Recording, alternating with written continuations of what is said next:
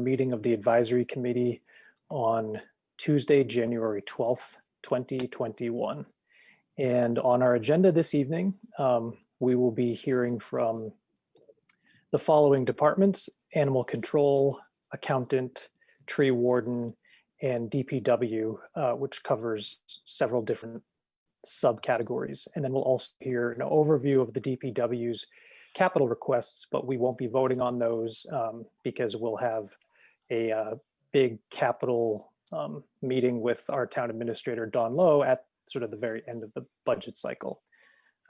So without further ado, I guess I will ask Phyllis Tower to either unmute herself or start video so that we can move right into a discussion of animal control, which is budget number 292. And what I will do actually is I will also, so that everybody's working from the same document, I will share my screen with that budget. Just 1 second.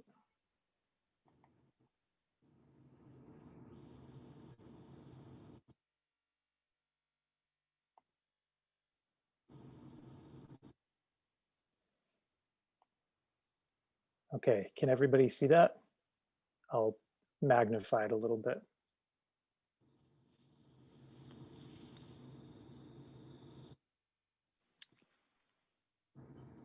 Phyllis, can you hear us? I can. Okay, great. How are you? I'm good, thank you. How are you?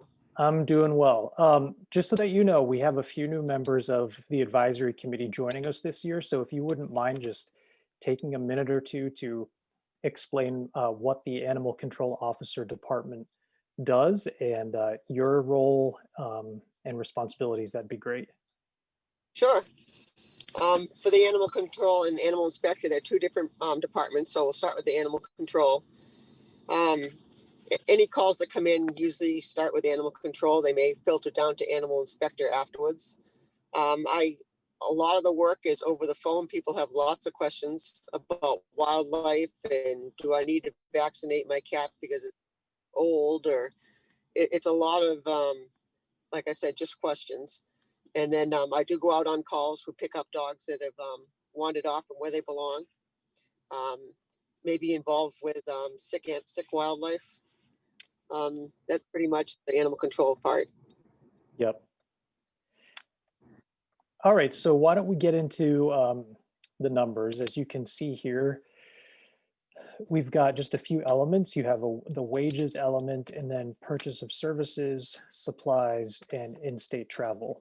I did take a look at the end of fiscal Hi, year. Brian.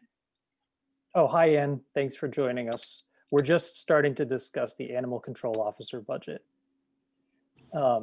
And I was just saying, I took a look at the end of fiscal year 2020, and it looks like by the end of June, you had spent slightly upwards of 96% of what had been budgeted. So it wasn't like there was a huge variance between the number that was budgeted in 2020 and the number you actually spent. And this year, your total budget you're proposing is virtually level funded with, I believe, Nanachka, we've built in a 2% cost of living increase in these wages figures right here. And so the total proposed budget for FY22 is $21,490.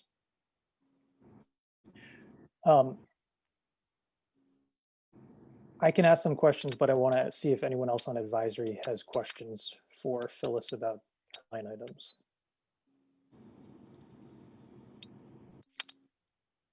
Sorry, because I'm sharing my screen, it's hard for me to see if anybody's raising their hands or.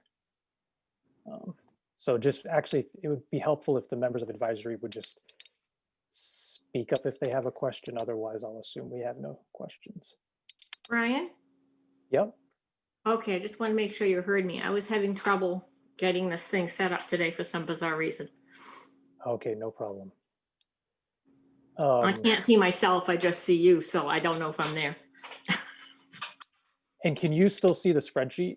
Yes, I do. I can. Okay, It's great. There are no hands raised, Brian. Okay, great. And so Jenny, you're saying that nobody else that's joined the meeting has their hand raised? Who all is on the meeting in terms of the committee, Brian, just to ask? We have everybody. We have Okay, a full great. 6-member. Okay, and then I did want to just mention, Phyllis, because you had brought up animal inspection. Somebody can chime in if I'm wrong about this, but I believe that technically the animal inspector line item falls under the Board of Health budget. And so It does. we'll be addressing that when we meet with the Board of Health. Is that right, Phyllis? Yes, it's different. You're right. It's under Board of Health. Okay. All right, so Ninotchka, before we take a vote, I want to make sure that you are comfortable that I'm looking at the right number here, which is $21,490. Yes. Okay. So I would entertain a motion to approve the proposed fiscal 22 budget at $21,490. Brian, it's Ann. I'll make that motion. Great. This is Bob. I'll second that. Great. And then I'll just do a roll call. Anne, Aye. Craig, Aye. Bob, Aye. Bill, Aye. Omid, Aye. and I'm also a yes. So that is 6-0 in favor. All right. Thank you so much, Phyllis. Yes, you're welcome. And thank you for your help this weekend too.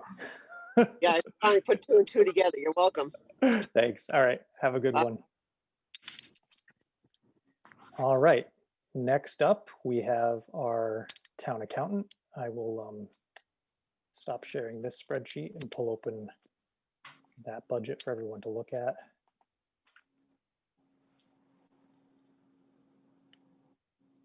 And I apologize. It's just a lot of different documents to be dealing with. So I know Oh, it's and to do it on Zoom makes it even harder. yeah. Okay. I think everybody should be able to see. Again, I'll zoom in. So we're looking at here the town accountant budget right there. Right. Ninotchka, Hi. walk us through it, please. Okay. Salary is my salary, and it does have the COLA and a step in it. The stipend is because I am a certified governmental accountant. Purchases of services is 0 this year because it's every other year, and that's for our OPEB valuation cost. So that's a savings this year. Mhm. Software support is for the accounting software, which is Vadar. The audit, so the audit did increase, obviously. We had a 3-year contract, and I reached out to them to get FY22 pricing, and it came out at $20,000. And I also reached out to surrounding towns to see if that was in line, and it is. So when's the last time we changed auditors? 3 years ago. Okay, and so this will be our first renewal with this auditor, is that correct?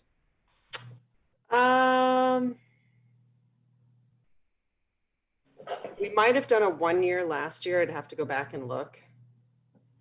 Yep. Did they explain why the price increase? Was it just? I think they wanted to get us as clients, so the first year we're lower, get you hooked, and then Yep. keep you. But it is in line with what other towns comparable to us are paying. And who's the auditor? Melanson? Okay, they're the same ones that did the forensic audit for the school district. Yes. Well, they used to be Melanson Heath, and now they're just Melanson. So I don't know what happened to Heath, but yeah, just Melanson. All right, sorry. So supplies, Supplies are office supplies, things like that. Meetings, you can see actual 2020 was $249. Obviously, nobody's going to meetings anymore, but I'm hopeful in FY22 we'll be back to, you know, I haven't been to school and any of our meetings, we haven't had anything. So I just left those the same. Can I ask, do you think we would be risking anything if we actually just cut that in half for this year, on the assumption that it's unlikely you'll be going to meetings until the second half of the year? Oh, actually, no, because the fiscal year starts in July. Right. So things could actually be, I think we should be back, honestly. right, that makes sense. So FY21 actual might look a little low, but FY22 could be back up to what I'm it normally hopeful. has been. Yeah. I'm hopeful. All right, any questions from other members of advisory? Yeah, I had, this is Bob. I had two quick questions. The purchase of services, again, could you explain that again? It's every other year. Yeah, so we have, we do our OPEB, which is other post-employment benefit valuations. We have, you can also pay like KMS actuaries, you know, $5,000, $6,000 a year to do it, or I do it in kind of a, you know, I do all the grunt work and they crunch all the numbers. And so it's $2,000 every other year. Okay. And my second question is the COLA increase, is that the standard 2%? And is that sort of across the board? What we're doing? For everybody, or? Well, for this specifically, but then the broader question is that standard across the board? So it's non-union personnel that the COLA is, and we reached out to other communities, and some are higher, not many are lower. So it was in the same realm of surrounding towns. Okay, and it's 2%? Yes, but that's contractual. We haven't changed. You'll see DPW, police, fire.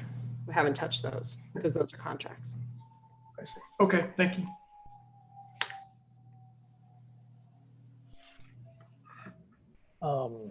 Any other questions from members of advisory? Oh, can I bring up my Vadar thing yet? Yes, absolutely. And in fact, what I'll do is I'll stop sharing this document temporarily and pull up in the other one. Nanachka back channeled me yesterday and said, I want to talk about this document. So hey, you said if you wanted to hear anything, so I did. So I didn't put this in my budget because obviously it's above and beyond the level funded. I just wanted to bring it up in the possibility that we might be able to do it. And if not, you know, we can't. But Vadar has a new thing that you can, Vadar is our accounting system, that you can scan the invoices as you're posting them and they'll be attached electronically to each invoice. So when the auditors come and ask for the 40 invoices, instead of going in the back room and digging through all the boxes and finding invoices, we would be able to just pull it up on the computer. Chapter 90, you know, things that we need invoice copies for, CARES Act, stuff like that. Wow, you can't do that now, huh? No, and it would be really, really nice. Is this a one-time fee or an annual fee? One-time fee. So you're buying the software package to do this, or the whatever it is, utility within the Vadar system?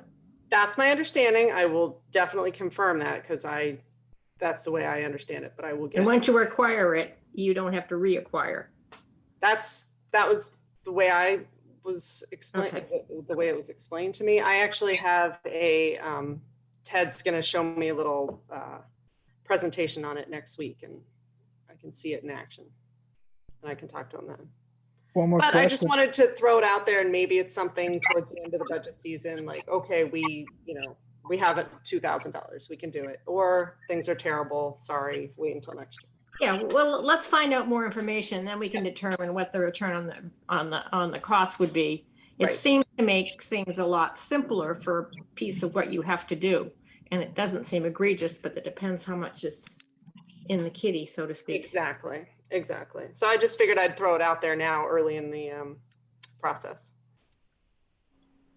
Does this come with the storage fees as well? Like data storage? Or do we have I to believe it's an purchase- all-in cost, but I will find out. My guess, and Nanachka, you can clarify this, is that, I mean, you already have a specific Vadar software subscription as town accountant. And my guess is that this would basically be built into the module you already have on an ongoing basis. Yeah, each of us pay a cloud user fee. So I would assume it'd be in there, but I know I keep saying I'm assuming, so I should find out these things. Yeah, brainstorm as many questions as you could think of, and then you won't get blindsided. Exactly. I'm writing them down. Okay, so I think we can probably revisit that request toward the end of the budget cycle. But I would like, I think I could entertain a motion on your, I guess, typical budget, which I've just shared again. So the Vadar, that the enhancement isn't in this budget, that's something you'd like to do? Right, it's not. That's our All standard. right. So this is the standalone budget then for Yes. 22. Yep. We accept that budget as described. Okay, and is there a second? I second that. Okay, you can second. All right, roll call. Anne, Aye. Craig, Aye. Bob, Aye. Omid, Aye. Bill, Aye. and I'm a yes as well. Okay, so that's 100,125 and 64 cents for the town accountant. Thank Okay, you. thank you. All right, I will stop sharing. And I'm just checking to see if Mr. Case is in the meeting yet. Oh, there you are. You're Hi there, how are you? I was looking on the side and all I saw was Leslie's name, but now I'm looking at faces. and I Yeah, see- yeah. I see Mark. Hi, how are there. you? I'm doing well. Good, thank you for joining us. What I'm gonna do is I'll share the budget again. Yep.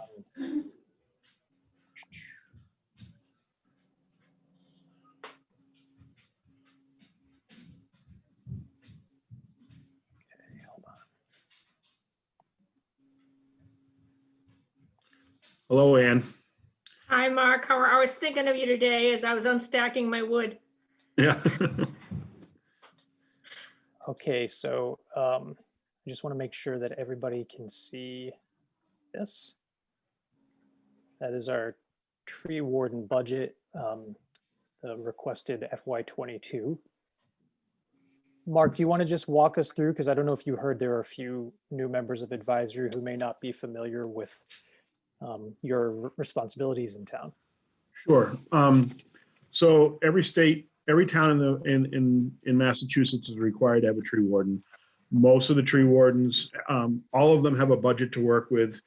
Some of them are through the DPWs. Some of them are independent, like I am for Bolton.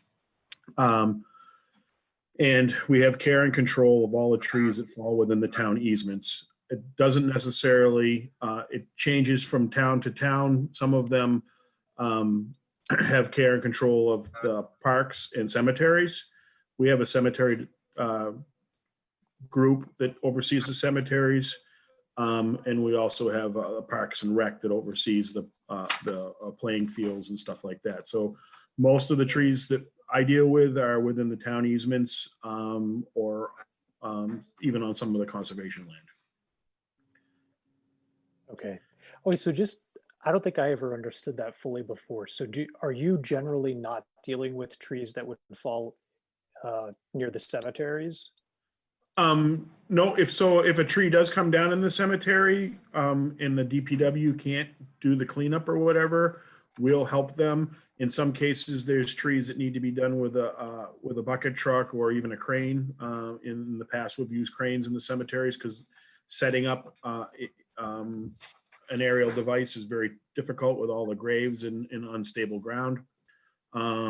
So like I said, the majority of this budget goes to trees that are pretty much roadside, or in some cases maybe on some conservation land that, might be blocking a trail or something like that.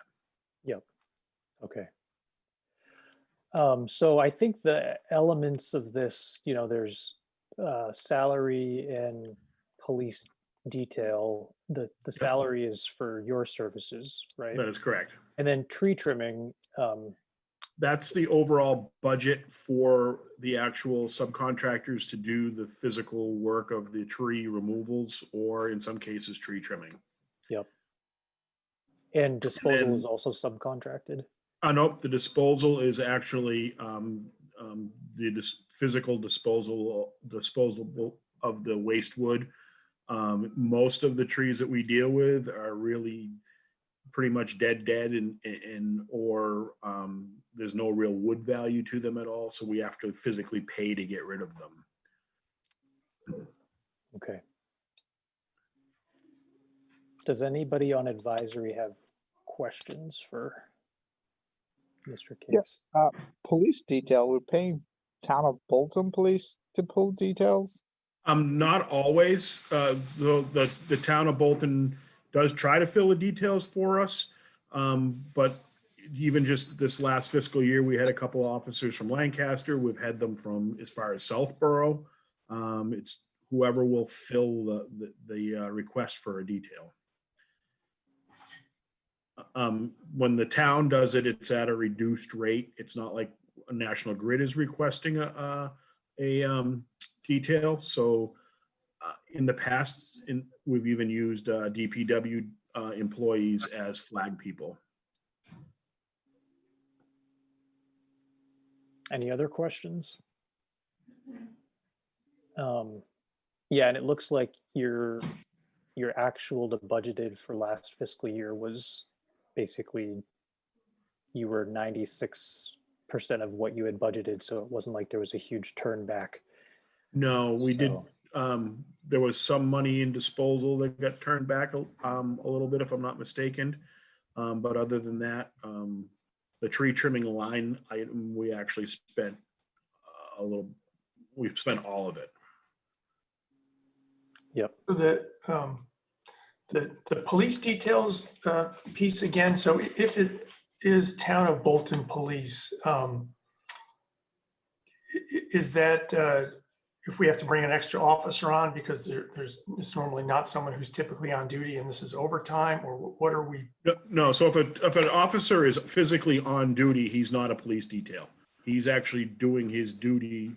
Right. So it's people that are either off that shift, or like I said, if they can't fill it with officers from the town of Bolton, they reach out, and quite frankly, probably 70% of the time, it's not a Bolton officer that's filling the detail.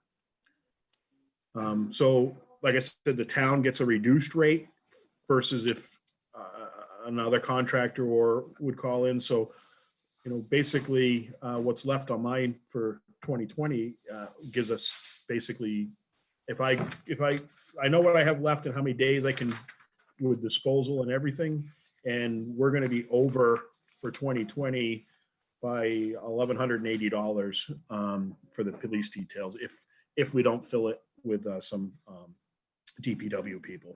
Yeah. Mark, this is Ann. I'm going to ask a stupid question, and I think I know the answer, but that is required, correct? That is required, yes.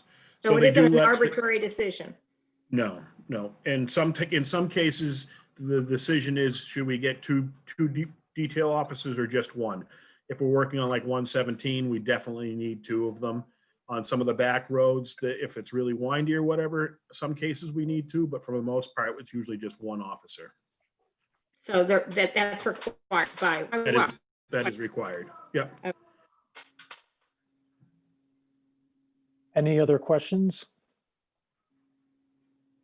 I have one, if it's okay. Yeah. Mark, you mentioned how you work in the right of way, and that Parks and Recs is responsible for some areas and conservation is responsible for its land. Correct. But what about like the library or the trees in front of town hall? Those, Or- that's still the public taking. Those are town-owned properties that falls under the jurisdiction of the tree warden as well. Okay, thank you. Yep. And I just asked Jenny a question about, I don't see where on the participants side I raised my hand. On the version I'm using, I just went to a new version before this session. There's no little icon on the participant. Am I the only one who's having a problem with this, or? There should be 3 dots next to your name, Bob, on the participant. Once you have the participants tab opened, there should be 3 dots next to your name. If you click on that, it should give you options. No, there's no dots next to my name. So it's got something to do with the new version. All right, I'll just have to interrupt. Sorry. I don't have it either. Yeah, I'm not seeing it either. Okay, well, thank you for that explanation. Is there a motion to approve the proposed tree warden's budget for $52,185? I'll make the motion, it's Ann. I'll second that. Okay, Anne, Aye. Craig, Aye. Omid, Aye. Bob, Aye. Bill, Aye. and I'm an aye as well. Okay, Thank you thank very you. much. Stay safe out there. Thank you. Yes, you too. Thank you very much. Take care. Take care. Okay. So are we going to have a changing of the guards at the case home? Yes. Changing of the guards. Nice. Hi, Brian. How are you? Good. How are you? Nice to see Good. you. Hi, everyone. Hi, Ann. Hi, Hi, I like the background. Jessica. Hi, Bob. C. And Is Randy here? yes, Mr. Hegel, and I wanted you to have an opportunity to introduce yourself. This is our brand new DPW director. Thank you. Thank you. It's a pleasure being here tonight. Yeah, and just remind everybody when you started. November 16th, which I guess was just about 2 months ago. So I'm into my 7th or almost 8th week with the town. Great. Well, thank you for being here tonight. I think as you might have heard, we will go through your capital requests kind of quickly toward the end, but Yes. the focus of tonight's meeting will be the operational budgets. I'm trying to multitask to pull them open. So hold on one sec. Okay. While we're waiting, I would say I fully support Nanachka's scanning of invoices. I realize that would be a huge benefit through my experience. Through my experience, yeah. I didn't even ask him to say that.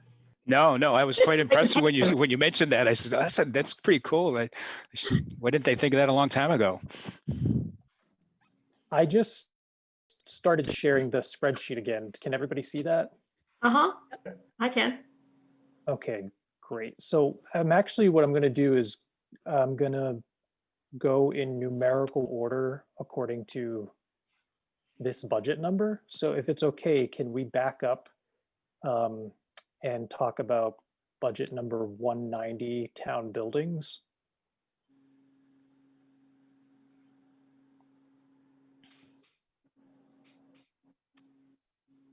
Was that directed to me? Yeah, you and Leslie, because that's yeah. I mean, if you look at it, it's level funded. That was the instruction that we were provided. The only change that I made to it from last year, if you look at the repairs and maintenance, it was $116,992, and for budgeting, I don't know where the where that $92 comes from. Just didn't make a lot of sense to me, so I just rounded it up to $117,000, put the extra $8 into it because I didn't think it made a lot of sense. I'm not sure how that came out. Yeah, so one thing, and again, you just started 2 months ago, so you probably don't have the answer, but if you look at budgeted FY20 to actual FY20, there was almost a 30% variance. You know, like obviously we had almost a $40,000 turn back. And I believe when I took a look that it was largely, yeah, it was like in the repairs and maintenance line, we did maybe significantly less or spent significantly less there than had been anticipated. I don't know if either of you know the reason for that, or maybe somebody else. I don't know if our town administrator knows. Yes, Brian, there appears to have been a fair amount of deferred maintenance, and I actually don't view that as a good thing. Right. Deferring preventive maintenance costs us money in the long run, so I would not see that as an opportunity to cut that line item, because we've already run into areas where we need to get some maintenance scheduled. So we didn't do the required, the maintenance we had planned in 2020, so therefore didn't spend the 40,000 plus? I think that's probably, I don't know that some of it was planned when it should have been. But I will say that there were opportunities to do deferred maintenance that didn't happen. Okay. And was that probably because of the change in personnel or the hiatus or whatever? I'm not going to speculate. Okay.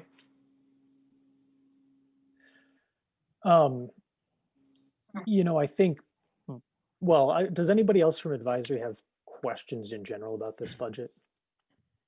How are we doing this year in terms of actuals? Are we going to end up close to 117,000?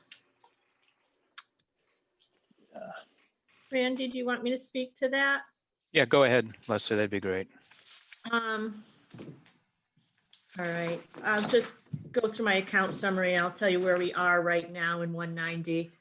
Out of $141,000 and well, $141,500, we're at, we've spent $68,843. So we currently have $72,698 in that budget left because we've been doing a lot of maintenance work on our town buildings. So do you expect to spend the whole 117 on maintenance this year? If we're spending at the current rate that we are, yeah, because if it's 68,000 in 6 months, I think we'll probably come very close or maybe even exceed that 117,000 if we're not careful.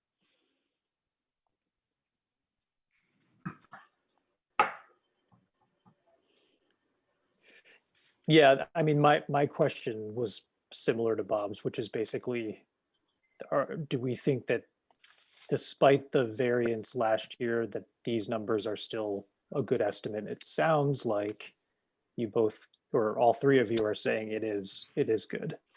It meets our level funded objective, and it also is probably a more accurate reflection of our FY22 costs.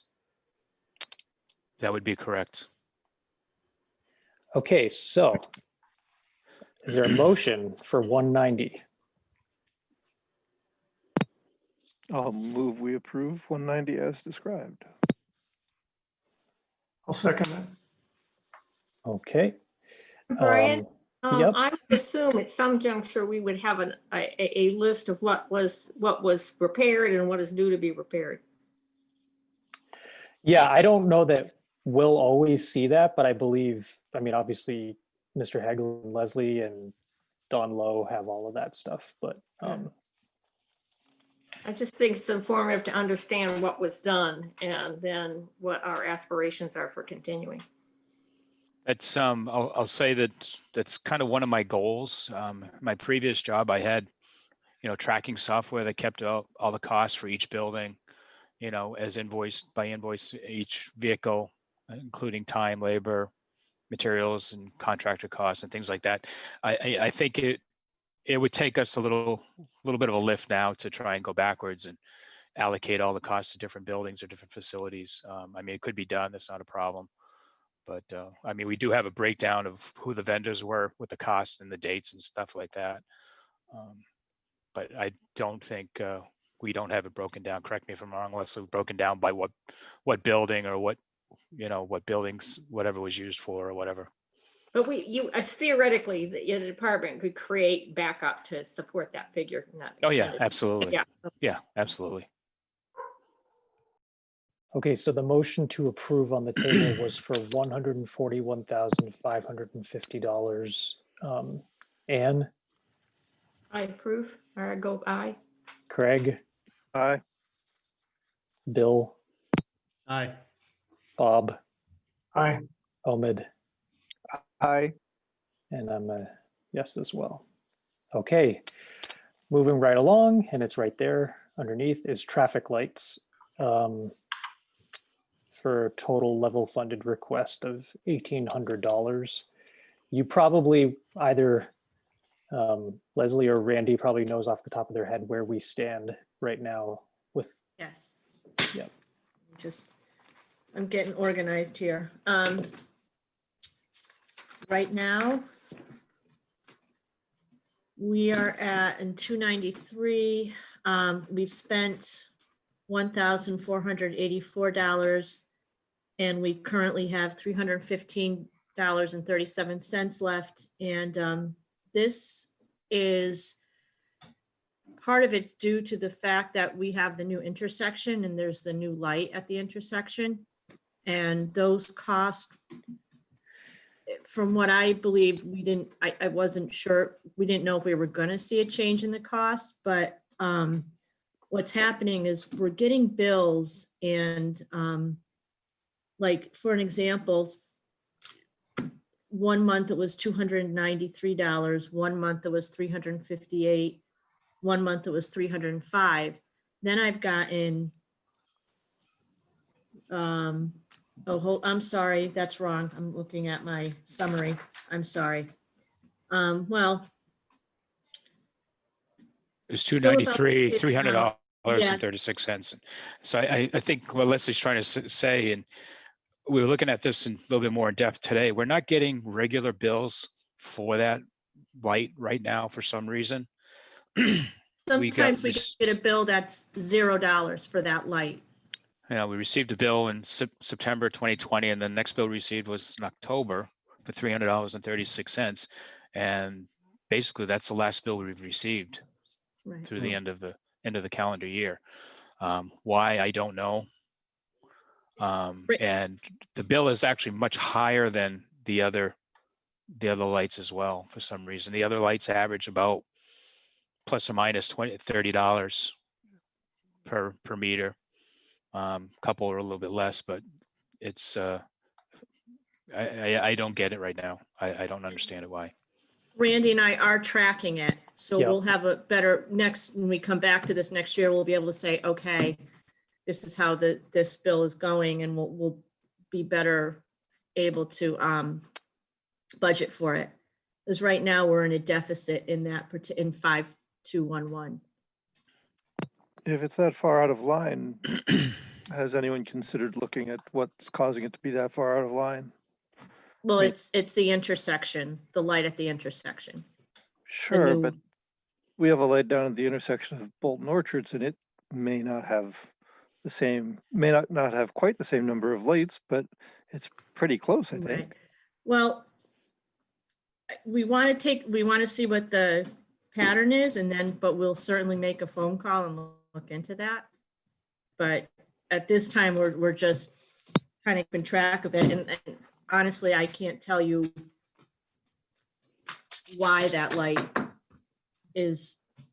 It's almost like Randy said, it's almost like we're getting charged quarterly or something. Yeah. Well, it sounds like probably most prudent course is to, accept the level funded requested 1,800, see what the history turns out to be at the end of FY21, and then, have a conversation about whether 1,800 is accurate for FY23 this time next year. That'd be my recommendation. That's kind of where I was going.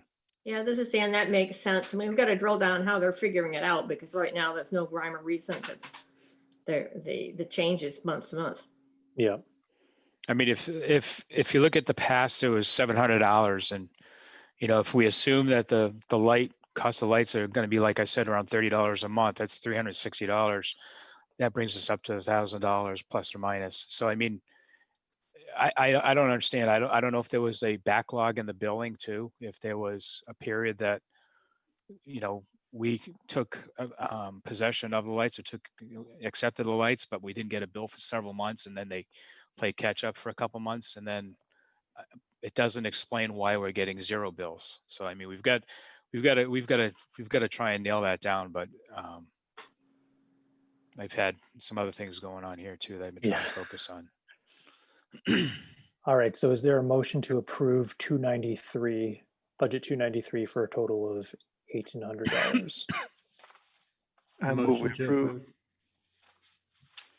I heard Craig make a motion, and who seconded it? Bill. Okay, great. All right, Anne, Oh, aye, sorry. Omid, Aye. Craig, Aye. Bill, Aye. Bob. Aye. Okay, and I'm a yes as well. All right, now we get to the real heart of the matter with number 421. This is the Highway Department. I'm just gonna make it a little smaller so we can see the whole thing. All right, so again, because we've got some new members of advisory, Public Works contains a number of different budgets, highway, snow and transfer stations. So maybe you can just walk us through and explain what falls under the category of highway. And you can just feel free to walk us through the elements of your budget. Highway is obviously everything related to roads and streets. Could be repairs of drains, could be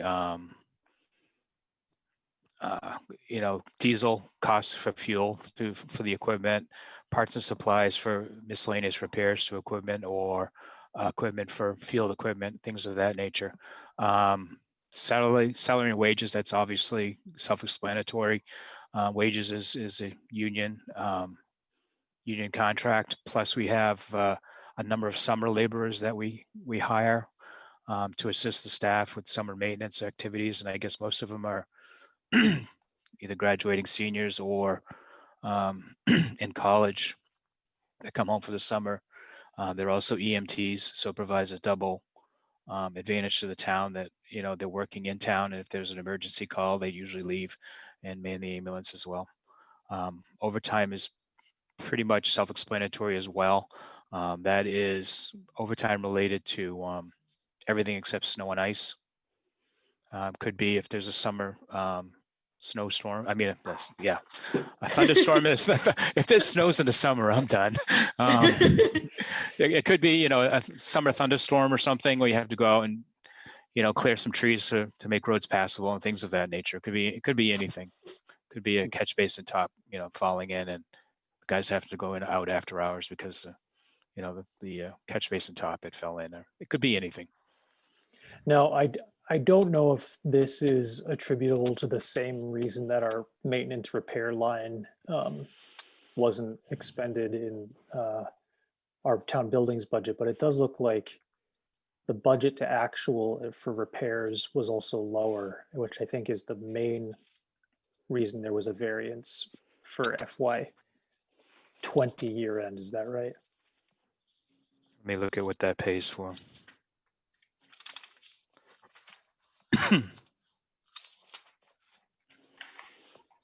$52.41. Yeah, that was usually the equipment goes out for it's gone through in the summer. They send it to a number of different garages around, and they go through them, prepare them for the winter. That wasn't done this year, so that was a significant cost savings. It could be repairs to small equipment.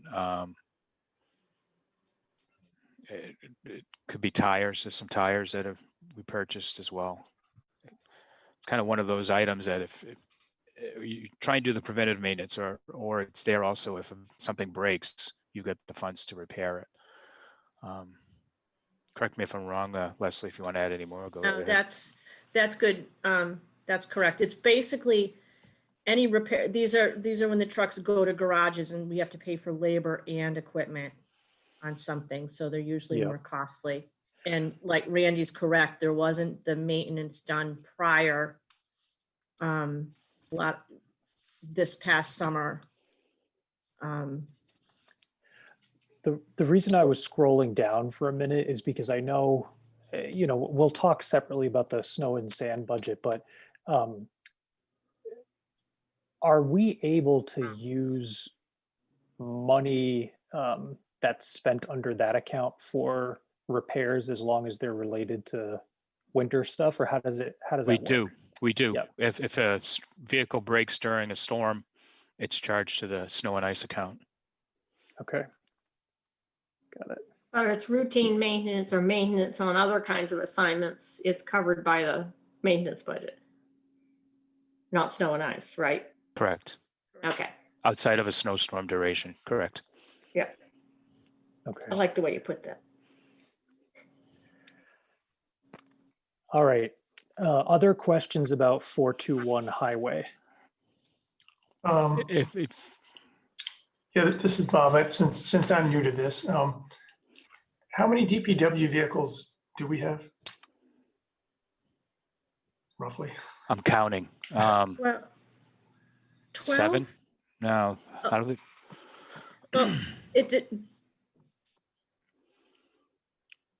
I don't have it listed in front of me.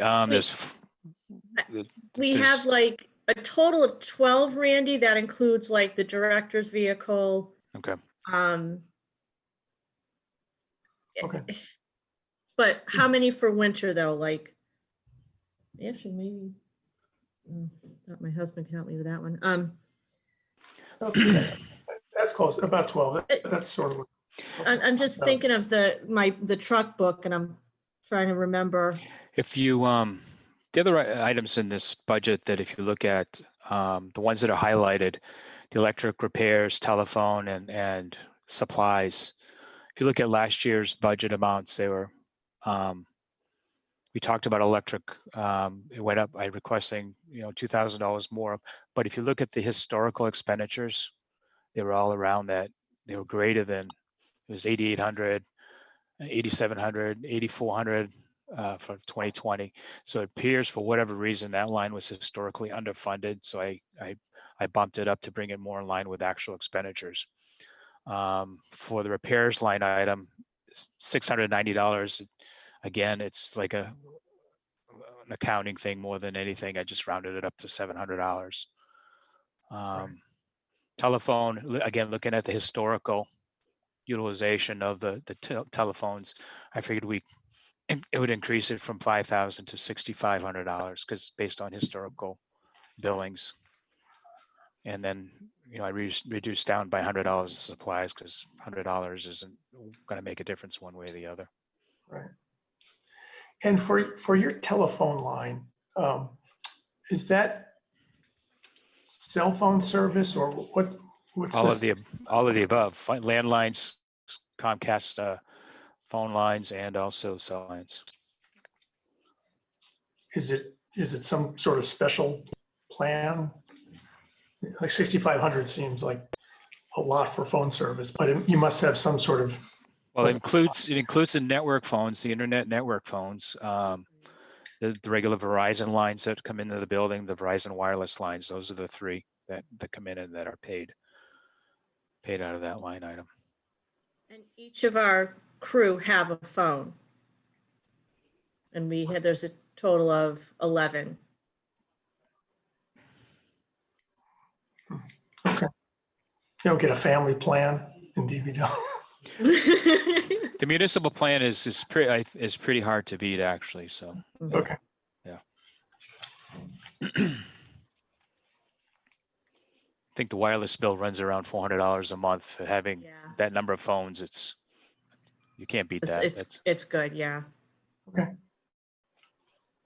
Was somebody else trying to ask a question too? I want to make sure I got everybody. Yeah, I had two questions. First, I understand the whole phone bill.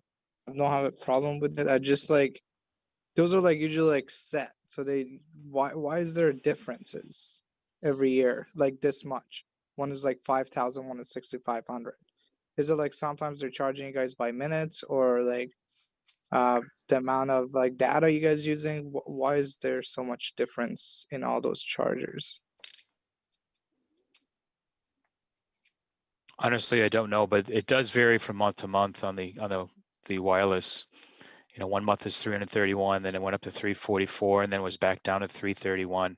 It may be a number of months in the billing cycle. I get that on my own personal cell phone with Verizon. But you know, another month was 380, then it went up to $387. It may be too, if there's a replace of a phone, that may change it as well. Okay. And And the other ones, why do you guys have supplies twice in here? You have supplies right on the line 5400, Yeah. And then we have and then you parts have slash parts supplies. and supplies again on 5487. Is part one, supplies are truck parts, vehicle so those are parts. your shop stock, bench stock, Yeah, and the other. supplies in general is office supplies. Okay. Thank you. Any other questions? The Notchka, this bottom line number looks right to you, 844,235.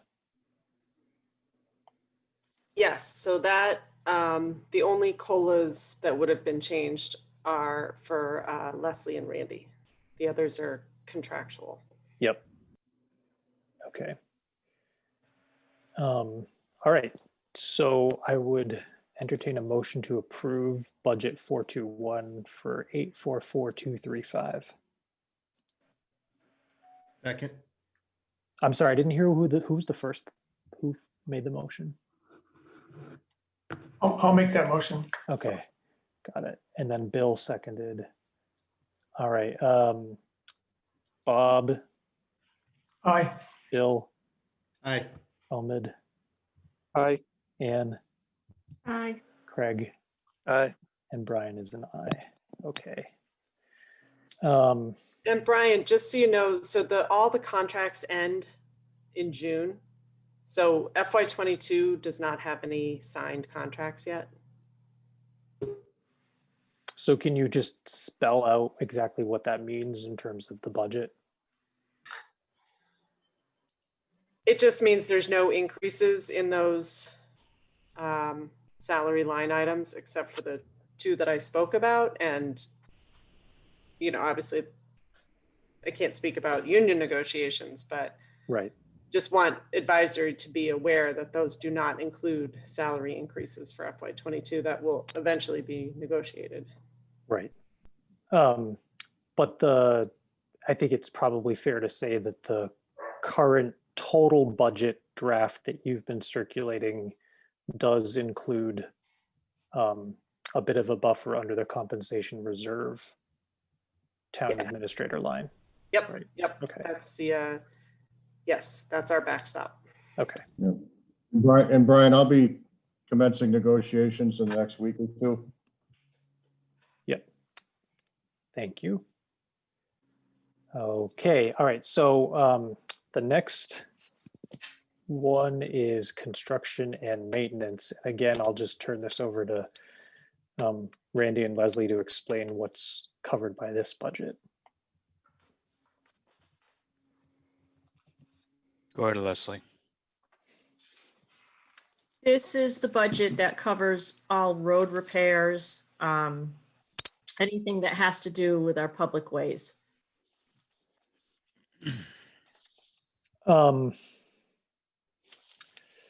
So I think we had this conversation with our prior DPW director last year, so I apologize if you have to cover some territory we've covered before, but can you explain how the numbers here either do or do not incorporate Chapter 90 money that we could be getting from the state to use for these things? We have Chapter 90 money. It hadn't been used in a while. And I'll let Randy talk to his future thoughts on Chapter 90. But when we're not using Chapter 90 money. We use this budget to patch roads, do repairs, purchase patch, any kind of things that our crew is able to do on their own to take care of roads. It also catch basin cleaning, line painting, street sweeping. That's Things like standard repairs and stuff that you do from wear and tear. Yeah, things What's like that that? also, things like that also aren't covered under Chapter 90. Chapter 90 is typically project related. For instance, to do a road with Chapter 90, it used to be, and I believe that they haven't changed it. You have to do at least I think it was 500 feet of a road, resurface, whatever, construction. Okay. And so these are much smaller way projects. Yeah. Maybe a So to catch a certain basin, degree, it's potholes. maintenance that may have some construction activity required. Yeah, it could be, rebuilding a catch basin, potholes, coal patch, things of that nature would be paid out of this line item. The detail wages item is basically if we have to obtain a detail, probably goes back to the same conversation Mark was having earlier about, getting police details to provide a work zone safety. One thing I wanted to mention for the newer members of advisory is that this public ways safety, correct me if I'm wrong, but I think that some of the expenditures that are made through that line item are made in consultation with the Public Ways Safety Committee. Is that right? That's, go ahead. They Nessa. help out with the line painting. That's my understanding that they have input. I'm meeting with them, I think actually tomorrow, my first meeting with them. But that's my understanding is that they have input into the placement of signs, types of signs, if roads need to be restriped, things of that nature. And they have certain recommendations and suggestions for improvement. Or, this is an intersection where we really should have X, Y, Z. It's not safe, right? And they would come up with improvements that they think would improve the safety. Right? They make some recommendations. That's my understanding of their purpose, Yeah. Okay, any other questions about 422 construction and maintenance? Randy, do you think 194,000 is adequate, or given the opportunity, should that be higher based on the amount of work that needs to be done? I think it's premature, being that I haven't been here that long to truly guesstimate on that. I kept it from, level funded. I think we'll see how that goes. And, next year we can have the same conversation. I'm comfortable with 194,000 for right now until we really find out what's needed and what we need to do. Okay. Anybody else? Okay, so I'll entertain a motion to approve the construction and maintenance budget at $209,100. I make the motion. I second that. Okay. All right. So Bill, Aye. Bob, Aye. Craig, Aye. Omid, Aye. Anne, Aye. and I'm a yes as well. Okay, great. Next up, 423, snow and ice. I'll just say that I did preview for the full committee back in December that we sort of the town finance team has sort of had a practice of funding this at 180 because we are allowed to deficit spend. So I don't know if people have questions. I guess one thing I could say is that, correct me if I'm wrong, but for the, sorry, I don't know what just happened. For the actuals, even though we set the total budget at 180 for actuals, you still do track expenditures according to these budgetary categories. Absolutely. Yep. Okay, and so last year, obviously, we had 250K, had budgeted 180. Offhand, where are we right now? Do you know? What For we FY have left, we've spent, what we have left right now is $12,040. So I'm gonna be coming to Don and Nanachka for a transfer of funds, but it's been a busier winter this year than it was last year this time. One of the, I think, Brian, I think you probably explained this to the advisory committee, but when you budget this line item, you cannot budget it for less than the previous fiscal year too. And if you go up, you need to keep it at the same level. If you cut it, then you lose the ability to deficit spend. I believe it has to be at least level funded to be able to deficit spend. And there's a section of Mass General Law, I think, that has to be approved to be able to deficit spend. Yeah, I think Nanachka may have sent that out to us. I have a quick question. I'm looking at the expenditure ledger through December, and it looks like there's $45,000 left.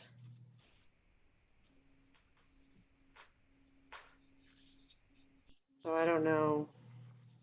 Oh, that makes sense. I had like, our last, we matched up on the last expenditure ledger, so that was through November. Yep. So I have this all the way through our latest voucher. Okay. So All that right. may be where we And I don't have differentiate. that. Yeah, that Okay. makes sense. Okay. Either way, it's going to be gone. Yeah, we'll talk tomorrow, make sure. Yep. Yeah, I wanted to send out the December expenditure ledger before I left, and then my computer blew up and I had to recreate everything in there, so I haven't. No worries. Somebody else was starting to say something too. Yeah, can you clear up what supplies are as opposed to road salt, sand, diesel, and gas? Cutting edges for snow plows, Okay. things like that. Hydraulic fluid that's used for, the plow lift. Okay. Typically specific things that are related to snow and ice, or also if there's supplies bought when a truck is down during a snowstorm, or if a vehicle breaks down during a snowstorm, the supplies utilized to repair that truck is paid out of snow and ice. It almost might be worth renaming that supply/parts to make it more clear, but that's basically what it is. Okay.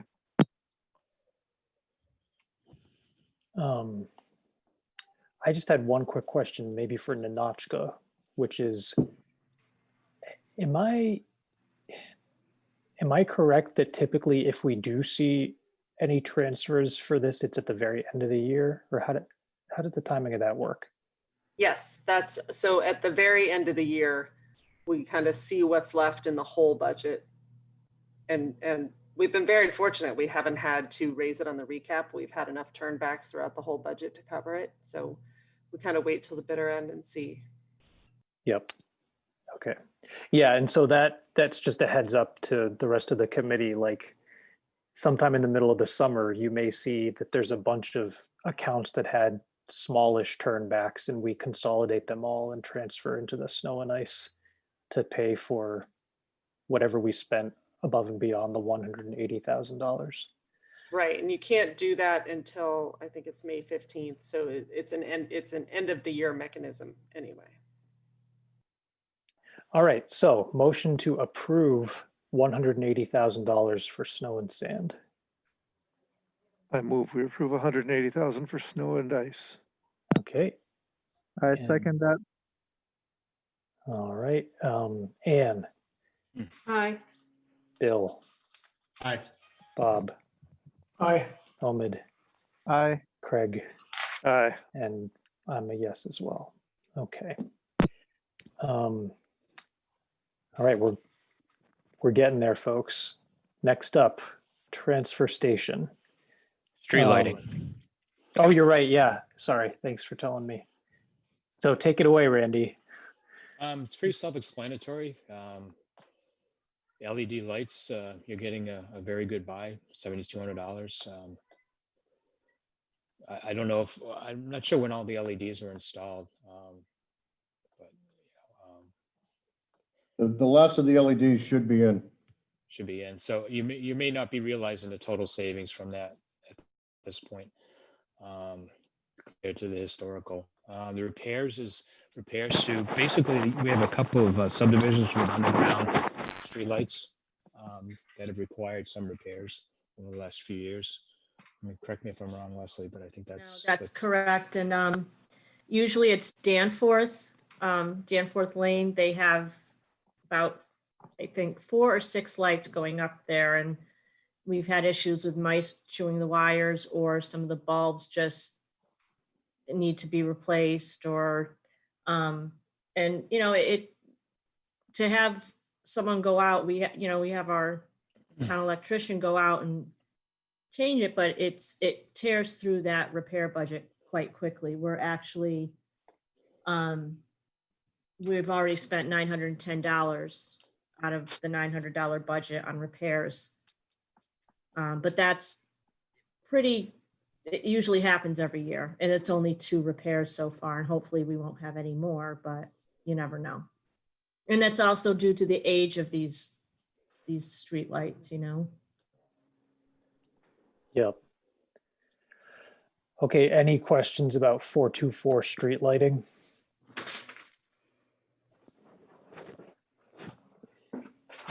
Okay, someone would like to make a motion to approve.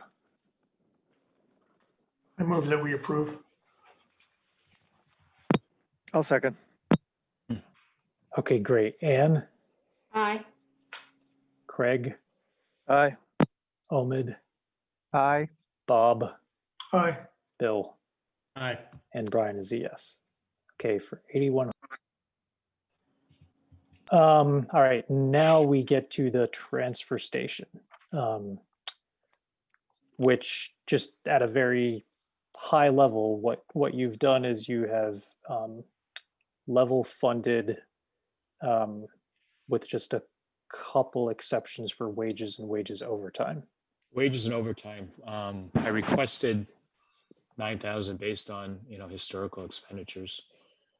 It's primarily a third employee being down at the transfer station on Saturdays. Is what, is what that is. Okay.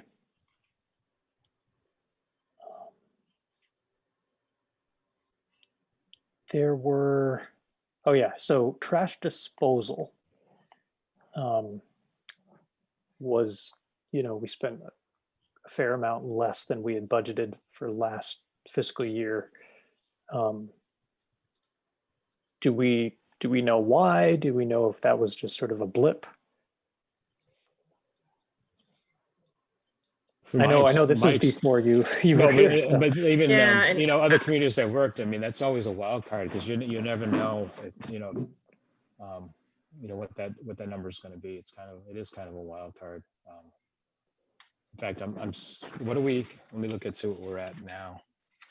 We are 30,000 spent through December. 30,000 out of 90 budgeted. Yeah.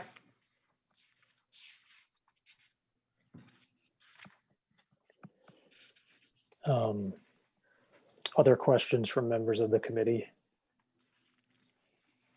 What goes into overtime at the transfer station? The 9,000 is almost 25% of the total wages. Primarily, it's one highway employee that works there on Saturdays. To be able to compact the roll-offs that exist there that aren't on the compactor, we need to utilize either the backhoe, the front end loader, or whatever, and that requires special licensing that the current 2 employees at the transfer station do not have.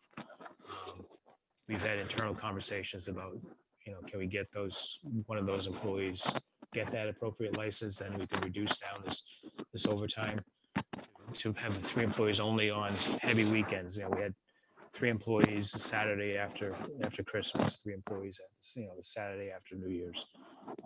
Anticipating, the increase in trash disposal, which there was a huge amount. That's basically the thing. When a highway employee comes in under contract, they get a certain amount of minimum hours as part of their contract. Okay.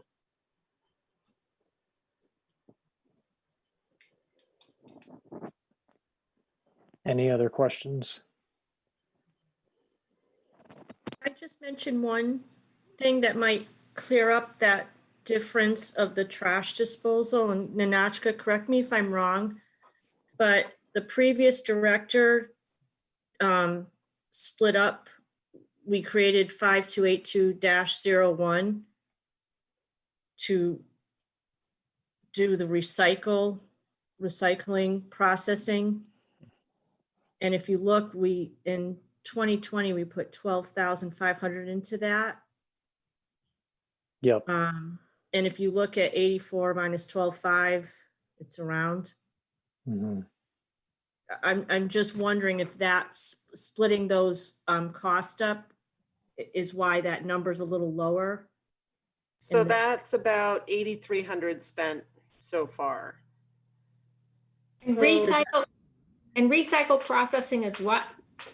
That is the recycling that we dispose of, or Okay, so it's a separate streams. yes, Okay. yes. So I still I- think the 90 might be too high.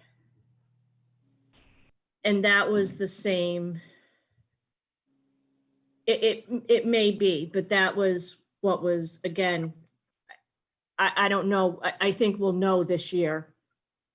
And Randy, you looked at that and you kept things the same, correct, on the budget? Yeah, I just level funded. That was the Right, direction we received. Because Randy looked at the percentages and stuff in it. So, And I'll be honest, I wasn't comfortable reducing down the trash disposal. I'll be honest, I don't recall I even noted the significant difference, but again, it's such a wild card issue. I guess it may be interesting to compare that to the revenue side to see what we're getting in for sticker sales, how that is covering. It doesn't cover it. It doesn't. No, it doesn't come close to covering. Really? Okay.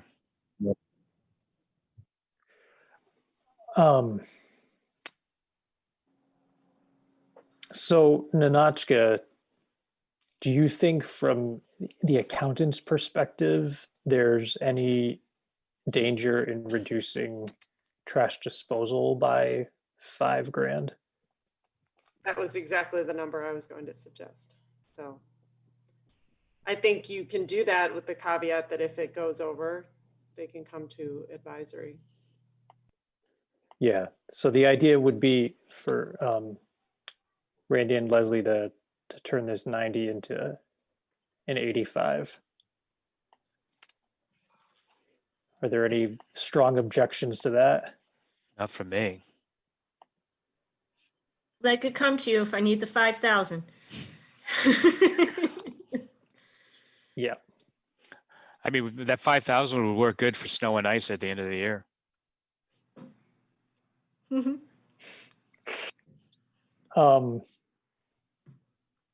It's 5,000 less you're going to have to find for the overage on the snow and ice. Or it's Ninotchka's Vadar. Just don't ask her for a receipt, a copy of an invoice.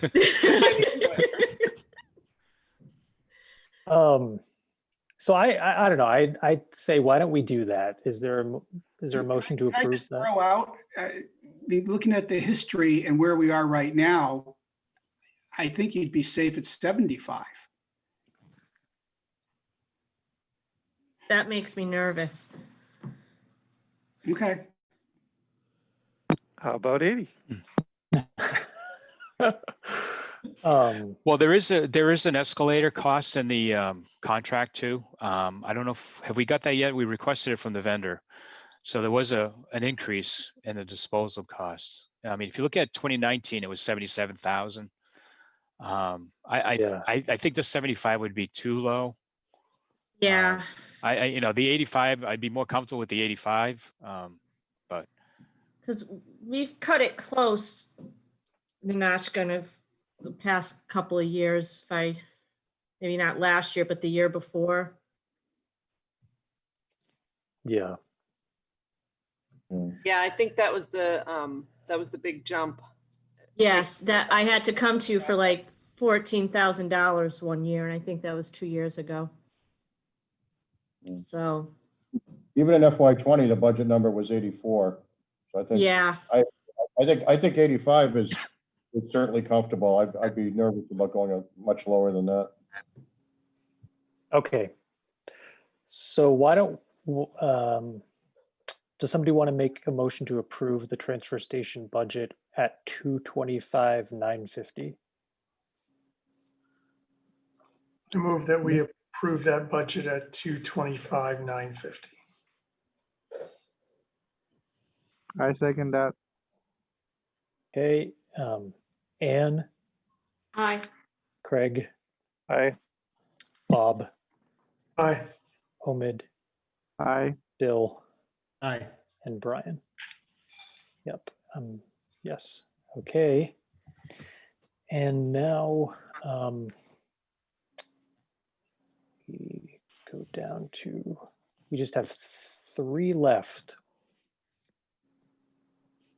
Well monitoring. Which wells are that at this point? What about 439? So that had always been, am I wrong that landfill we cover With when Board we of talk? Health. Yeah, with Board of Health, right? Yeah, so I think, sorry, going back to water well monitoring, did Leslie or Randy want to remind us of what's covered by that? I'm assuming Randy. that's the services for the public water supplies. The library, public safety are both considered public water supplies in the eyes of the Commonwealth. And as part of that, they have required regular sampling for coliform and some other constituents as well, I believe. And Whitewater is under contract to do that. So I believe that's what that line item is. Yep. So there was a significant variance for budget to actual that past fiscal year. Obviously actuals in 2018 were closer, but do we know whether do we need to be budgeting here? Could we drop that down by 1,000? Well, it's one of the dangers of that is I'm going to tell you is if should you get a positive coliform, then that triggers a whole bunch of other testing that's required.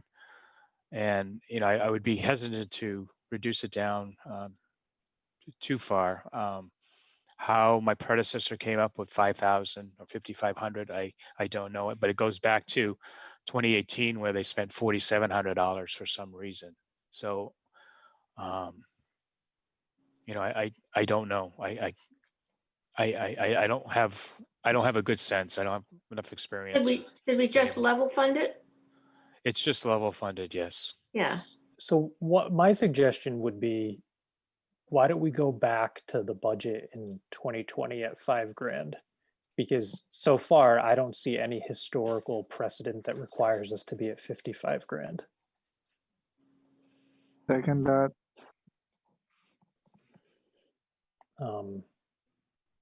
Any other comments or questions? What does SWDA stand for? Safe Drinking Water Act. Ah, thank you.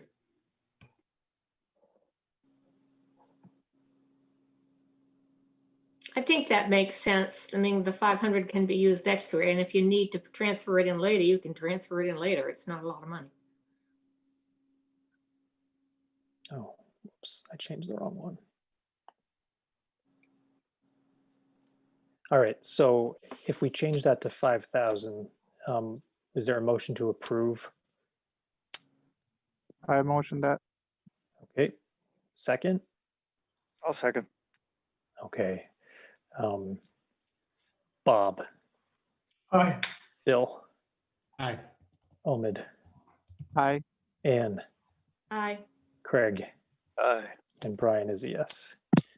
Okay, Nanachka, you got that change? Yes, I do. Great. And then next up is cemetery, which again, it looks like that has been just level funded. And Brian, just so you know, we encumbered $5,000 from last year. And that is going to be under the grounds maintenance because there's tree removal that has to be done. And hopefully coming early spring or the summer, they're going to be doing that work. So that you're going to see, you know, I don't want you to think that we're not spending the maintenance money because the cemeteries do need a lot of maintenance. So Right. Oh, okay. So yeah, so that would make sense because I think at the FY20 year end ledger that Nanachka sent out that didn't include encumbrances, it looked like we were only spending 24%, but then you said there's a $5,000 encumbrance. So just so you know, okay. that think- work. It's my understanding, I guess the trees that need to be come down, it involves getting a crane.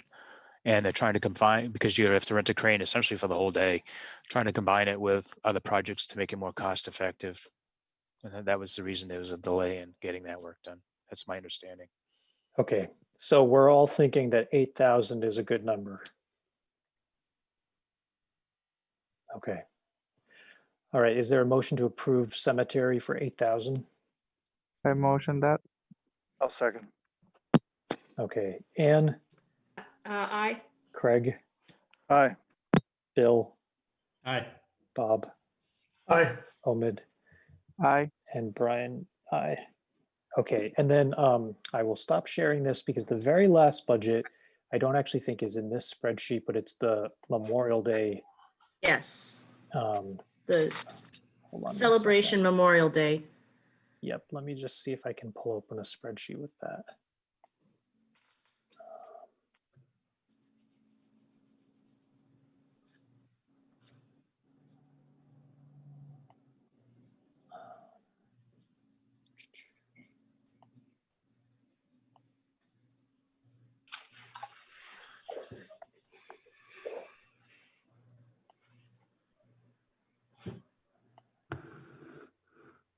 Okay, so the requested number that I have is 2,800.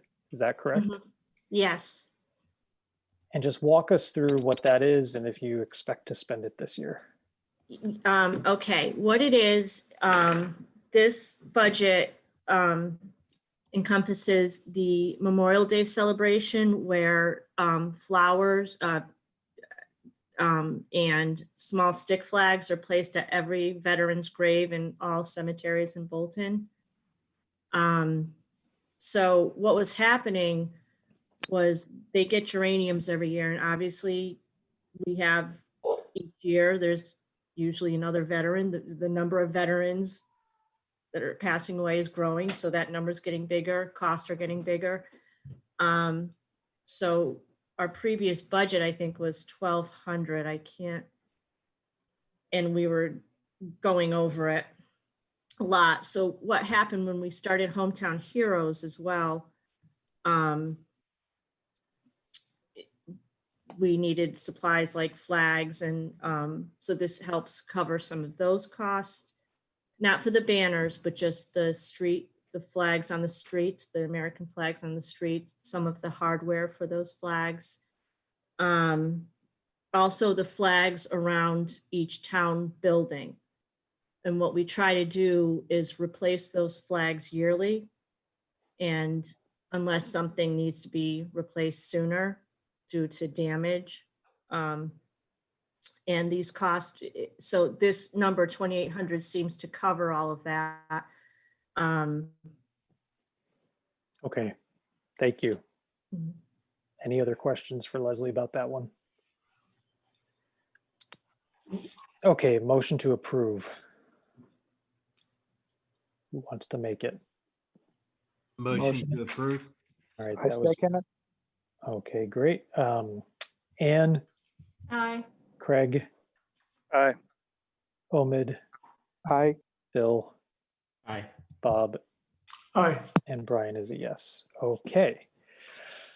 Great. So I know we're coming up on 8 o'clock. I don't want to keep folks too much longer, but I will pull open the spreadsheet that shows DPW's proposed capital requests for FY22. I apologize. The number of Excel spreadsheets that I have open on my computer right now is so crazy. And when I try to share my screen, I'm like, I don't know which one. I could barely manage one. I'm impressed. All right, hold on. Okay, so I believe everybody should be seeing this now. Can you So- make it slightly bigger? Yeah, I will when we get down into the nitty gritty, Okay, okay. but I don't know, Randy, if you want to go in any particular order.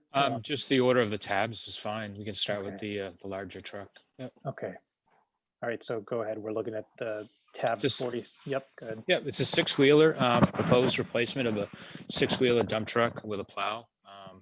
The body would be a combination body, so we get year-round utilization. It's a sander body with a dump body as well.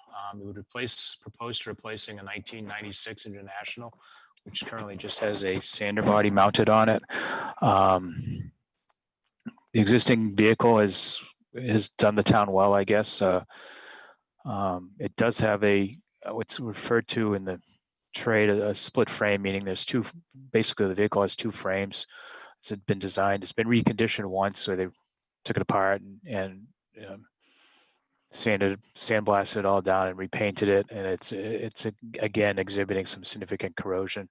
So I think it's time to send that truck out to pasture, so to speak. And again, it's also an old style diesel engine, which doesn't meet any of the green requirements of any of the new diesels that do exist. So when the exhaust it does spew out of the exhaust pipe is pretty noxious. And again, relying on a 25-year-old vehicle for a frontline vehicle with a sander body, is a problem, because it's when you need to sand and salt and whatever, it's generally when you need it. And if a vehicle goes down, it just delays response to the rest of the town while the other trucks are covering that route. Is that the old truck in the fleet? That's the oldest truck, yes. Okay. Yes. I propose that I'd like to cover good part of the cost through the Massachusetts Chapter 90 program, which is typically the town is used for road resurfacing. You can use it for road building equipment. So a 6-wheel dump truck would qualify as an eligible expense. But it will not cover attachments, meaning the plow and the plow frame for the truck. So a significant portion of the vehicle cost would be covered by Chapter 90. Right now, we've requested a quote from MHQ, who has one of the state contracts for vehicles, and I believe that's where the police department purchases their cruisers annually.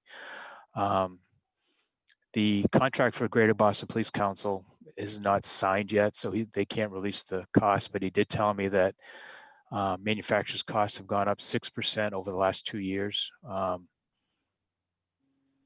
6% each year for the last 2 years, so it's compounded. And I learned this today. So right now we're thinking a replacement vehicle is going to be on the order of 250 to 260,000, which is it's higher than I think what I put in. I put 250. He's thinking maybe closer to 260. But again, a significant portion of that would be covered under the Chapter 90. I do not have a detailed breakdown as of yet, and we hope to have it as soon as we can on what the cost of the plow and the plow frame would be, so we can deduct that out. And that would be the actual capital expenditure that would, I think, go before the voters, would be the, you know, the plow and the plow frame, those associated costs, whereas the truck itself would be eligible under Chapter 90. I have a question, I think, more for our town administrator, which is, you know, for all of these requests, any capital request, by the time we have our meeting with you in, I believe it's March, we'll have a sense of the finality of these numbers and also the proposed financing. So we would have the breakdown of like what amount is Chapter 90, what amount is going to be a spending article, right? That's correct. And for the benefit of the new members on advisory, and by the way, I didn't take the opportunity earlier to just say welcome and thank you for volunteering to do this work. We can't do this work without you. We get about $300,000 worth of Chapter 90 money a year from the state. So under normal circumstances, I would not necessarily recommend that we use Chapter 90 money to fund a vehicle. We haven't done that before, but the department hasn't spent Chapter 90 money in about 3 years. So we've got, in round numbers, we've got about $1 million in Chapter 90 money. So using $250,000 or so on a vehicle one time, I think is a really prudent thing to do, especially in a budget year that can be fairly tight. I'm extremely comfortable using the Chapter 90 money in this way, but I'm not saying that on a yearly basis I would want to continue to do that. Yep.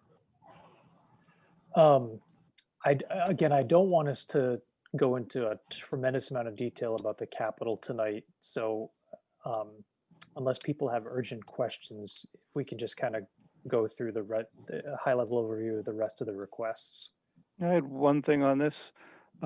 If I recall correctly, we got a similar truck a couple of years ago, and it was spec'd out as stainless steel. I assume not the entire thing, but certainly the body was stainless steel, and obviously the sander equipment on it, whatever. I assume we'll be going down the same path for this. Absolutely, you do not. Everybody's getting away from the steel bodies, and especially if they're handling salt and corrosives like salt. The stainless steel pays for itself and the lifetime of the body, and then some.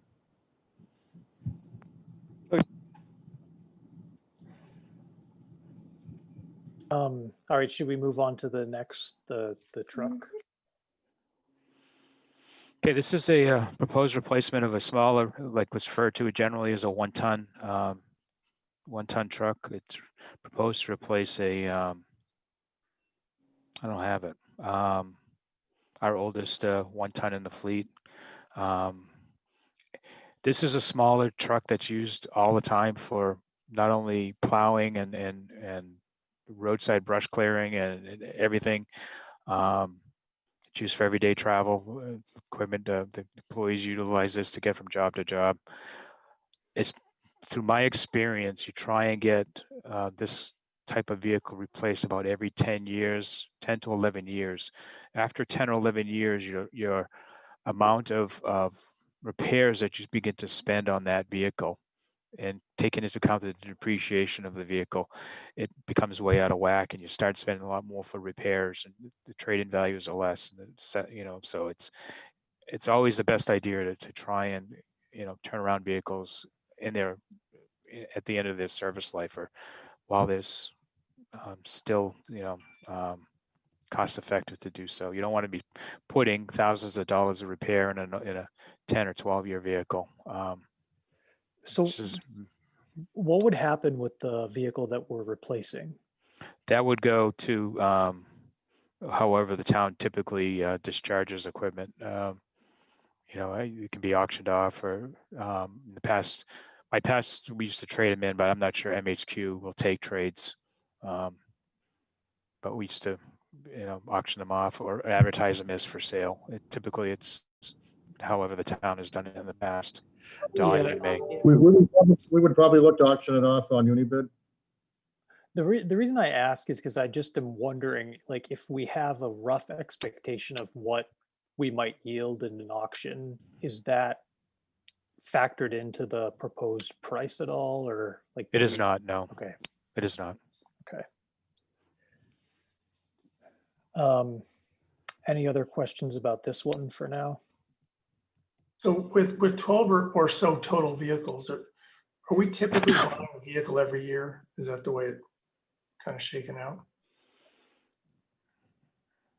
I do not see that as occurring from, from the age of the vehicles we have in our shop. It's not being bought every year, no.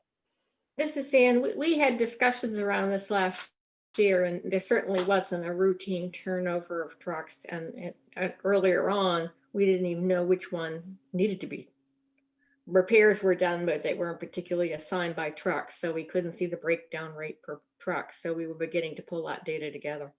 I think Yeah. we would occasionally spend heavily on a restoration or a refurbishment instead of buying a new truck. I think the most recent trucks we've acquired, we did not acquire them new, if I recall correctly. Yeah, I think you're right, Bob. Is that right, Leslie? She's muted. Yeah, On just the larger trucks. just the first half of your sentence was clipped.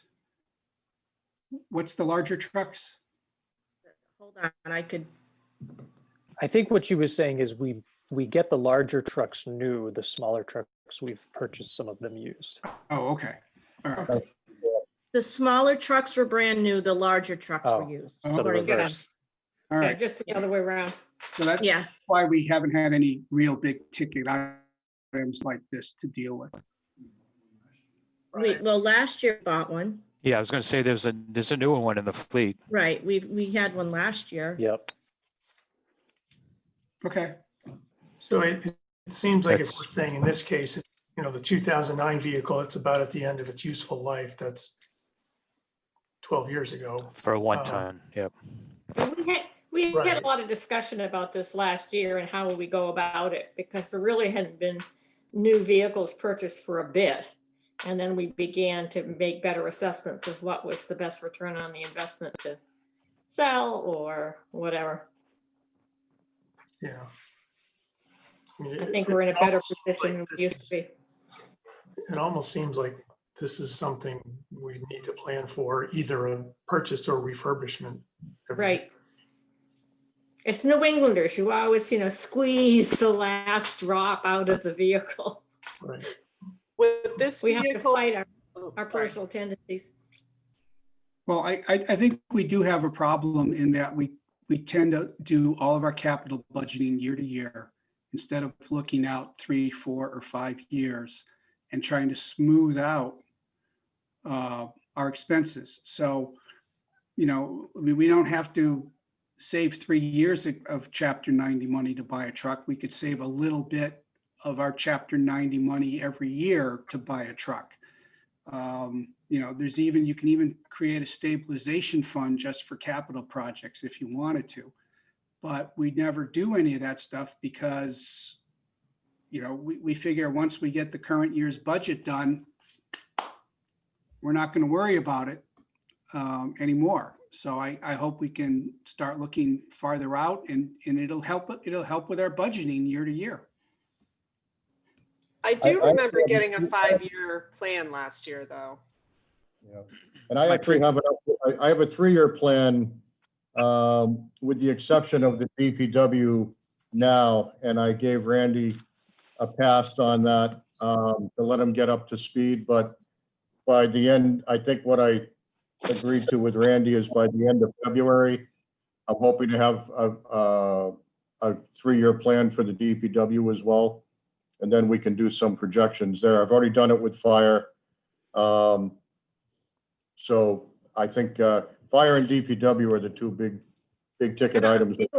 I think it would be hugely helpful to get that on some kind of cadence and understand how we need to invest periodically. No, totally agree. Yeah.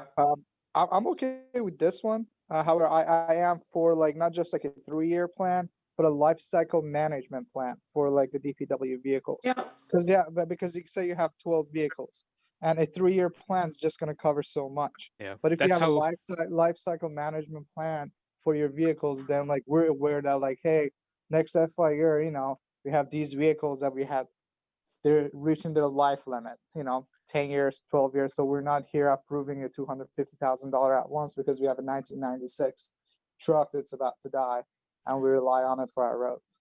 I'll be honest, when in my last community, that's what we did. We did on the life cycle, not just 5 years. So, and I'll be honest, the plan changed every year.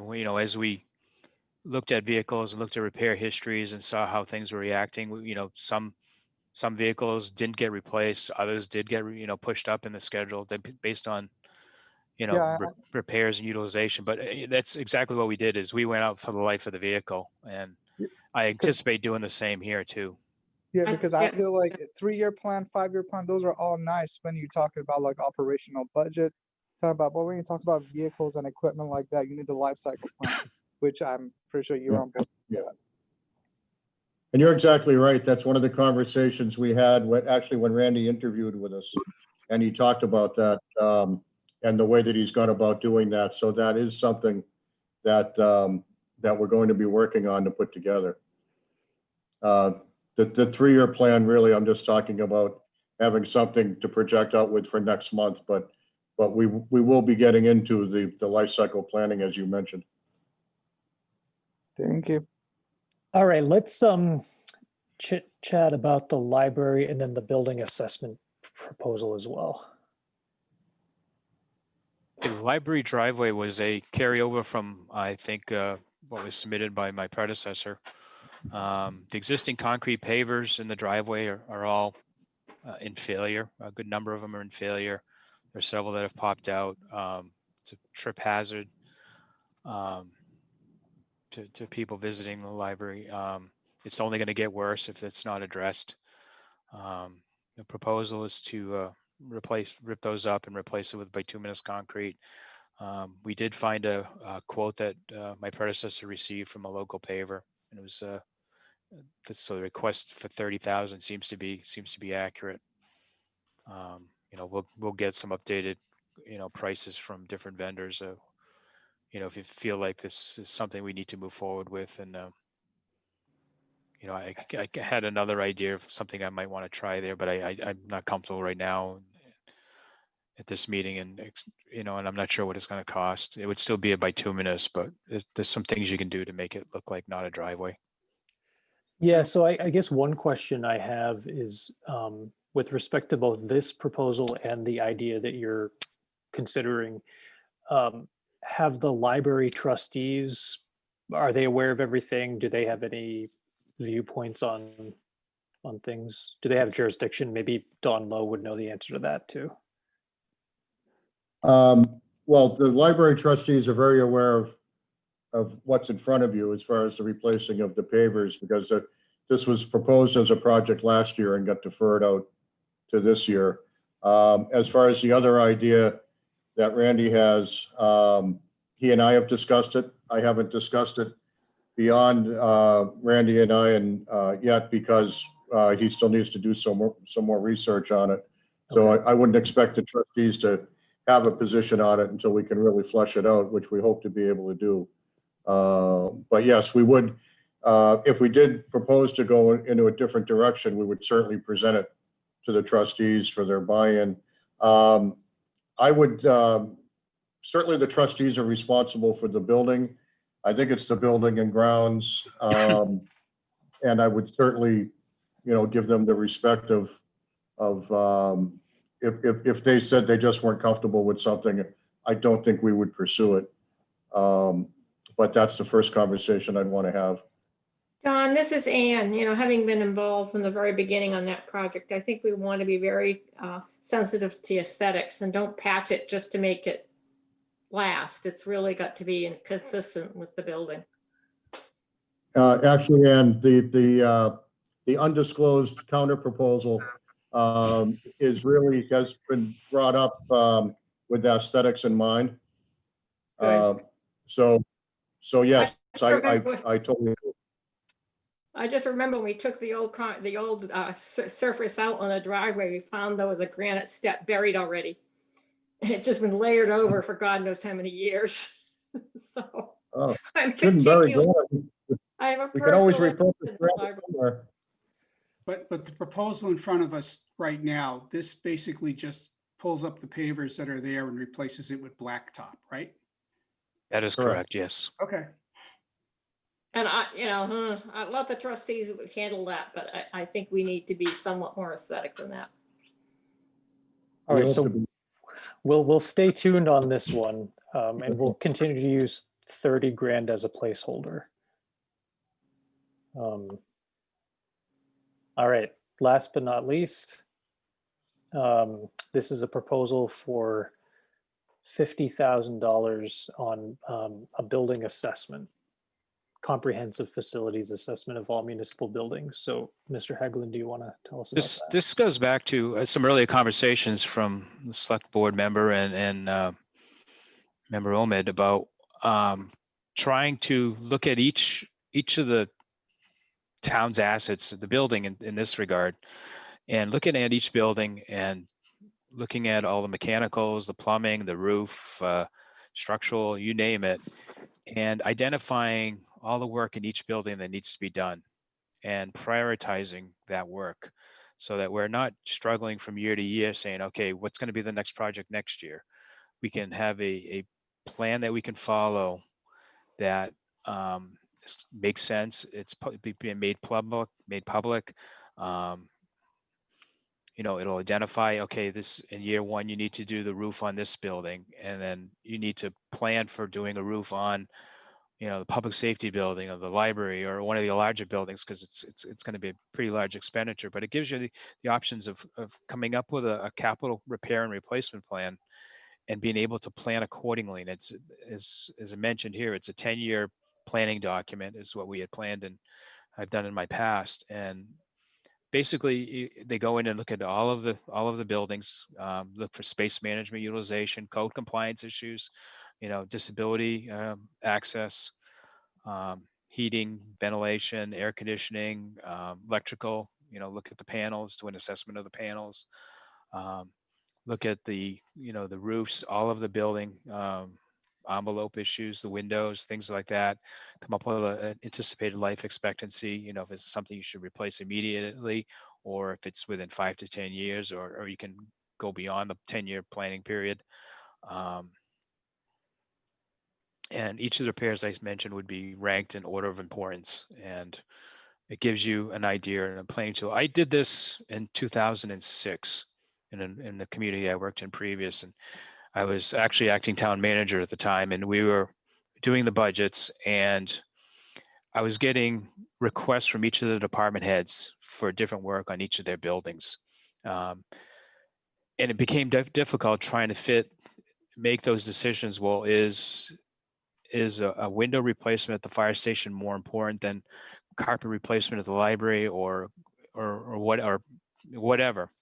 So I said, to bring everybody into some kind of parity, and I got a buy-in of all the department heads. I said, let's do an assessment, a comprehensive assessment of each of the buildings, and they will identify everything that needs to be done with life terms and with budgetary amounts. And we all bought into it, and it's worked out really well. We replaced boilers one year in one building, replaced the roof in another building another year. But it gave us a tool to move forward over multi-years and say, okay, this is our plan. This is what we're going to be doing. And it was an excellent tool for us to utilize, and it provided the budget committee a sense of where the work that the expenses that the town was facing in the future.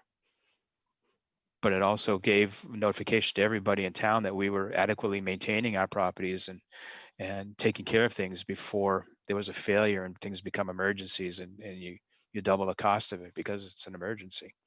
Quick question about this. I know it says all municipal buildings. Does that also include the school buildings within Bolton other than the high school? It does not. They have done their own building assessment, from my understanding. I'm looking at something a little bit more comprehensive than they would they done. I was provided a copy that was done for the schools. It didn't include costs. You know, if it was a architectural issue, they said we should check with an architectural specialist, or if it was a, you know, plumbing issue, check with a plumbing to get prices. I want to hire a firm that has all of those expertises in-house that they can give us, you know, budgetary figures moving forward. Yeah. It was not, it was just the 5, my plan was just the 5 town-owned, the public safety, library, town hall, Ho, and DPW. This was my intention. And maybe this is a discussion for another night. You know, I don't know if the Board of Selectmen or our town administrator have any feelings. I just know that there have been in the past, in the short time that I've seen things, there have sometimes been unexpected things with our school buildings. And I can see that there might be value in having a bit more knowledge on the town side as to what's happening with those buildings, but. Well, this is the first I've heard that the schools have prepared anything at any level. And it would certainly be interesting if they shared it with more than just Randy. So I'm wondering, Don, if the next time you have a meeting with the superintendent or the appropriate person, you could ask for a copy of it. I could share my my report with Don as well. That's not a problem. Okay, I don't want to put you in the middle of anything. No, it's it was pretty actually done that. But it was pretty generic too. I mean, it was, you know, I don't want to say I was disappointed with the level of the report that was done, but I guess I kind of was by not seeing any prices in it. You know, why identify an issue if you can't put a dollar amount to it at some point, you know, to me. Bob, you can imagine my surprise as I sit here, because this morning I reviewed the capital requests that the school have for FY22, and I was not aware that such a plan existed. I did have a discussion looking out multiple years and talked about what they saw as priorities, but there was no plan referenced. Let me pull it out and just see what the date is. It might even be something that was quite old. Let me look. Hold on. If you know that it exists at all would be amazing. Well, you know, to get back to the subject at hand, having a 10-year plan helps us put together a multi-year capital planning budget, which would be a good thing. You know, we need to buy into a multi-year plan before we try to go to jump to the 10 or 15-year level one. But you know, traditionally in Bolton, someone makes a proposal, puts a lot of effort, puts it together, and then the next person comes along and goes, But we need to really get used to sticking to these plans for consistency. I'm sorry. I think the report that 2018 was for Emerson and the Florence Sawyer, and it did. You know, looking at it here, it says like windows, aluminum frame insulated units. They were in good condition. Estimated remaining useful life was 10 to 20 years. And then they said, you know, immediate would be windows need recaulking within 2 to 4 years. Some windows are difficult to open and close. But again, okay, in 10 or 20 years, what's the estimated cost? Well, not so much 10 or 20, but if it was a 5-year or less, say what's an estimated cost to do that? But yeah, it was done in 2018. So pertinent. Well, it's almost 8:30. I think we've covered a lot of good ground tonight. So I wanted to thank everybody and if there were any other comments before we adjourn, please let me know. Otherwise, we will plan to reconvene a week from tonight. The major item on the agenda is going to be the police budget, and as well as some other budgets. But if there's no other questions or comments, is there a motion to adjourn? Motion that. I'll second. Okay, and I'll do a roll call before I do. I just wanted to thank Randy and Leslie for being here for the duration, as well as our town administrator and town accountant for being with us too. And always good to see you, Mr. Zakansky. I'm glad you're staying in the loop. Jenny, I like your background, Bob. Thank you. Thank Your you. little library back of your house, right? It's a lot more interesting than my real background. and thank you for your support, Jenny, too, for making sure this whole thing didn't fall apart. Um, I don't know how much I did, but happy to do it. all right, so Anne, you're a yes. Yes. Craig, Yep. Bill, Yep. Bob, Omid, Yep. and I'm a yes. All right, so we are adjourned, and thanks again. We'll see you next week. Thank you. Thank you, Okay. everybody. Thank you very Bye. much. Hi, everyone. Thank you. Thank you.